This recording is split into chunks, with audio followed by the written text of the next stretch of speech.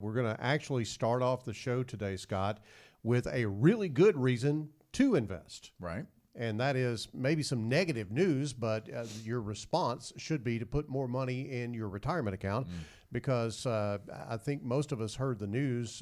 They came out on Tuesday that the Social Security Administration has now moved their broke date, as I call it, the date where they will not be able to pay full payments, from 2034 to 2033. So by the end of the year 2033, that will be the last year they can make full payment to Social Security recipients if something is not changed by the Social Security system.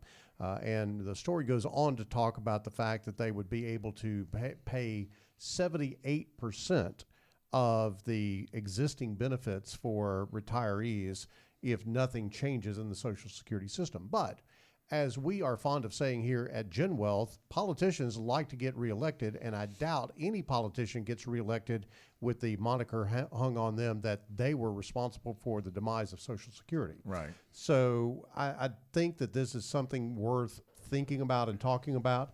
I do think that Congress will act at some particular point in time, but because it is a big headline, we wanted to bring it up today.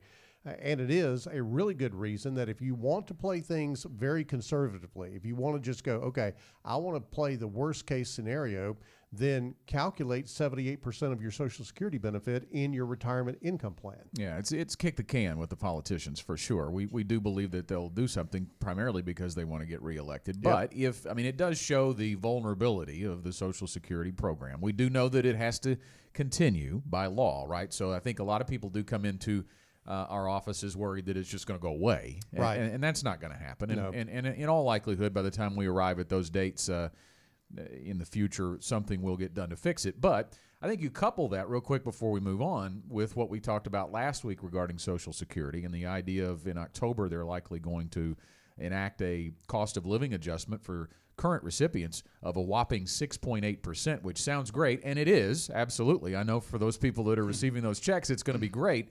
But we provided a little perspective on that in the sense that, according to a study that we read, that over the last 21 years, Social Security checks have increased about 55%, but actual senior expenses have increased over 100%. So Social Security is not going to keep up with inflation, even if it is 100% of your estimated benefits.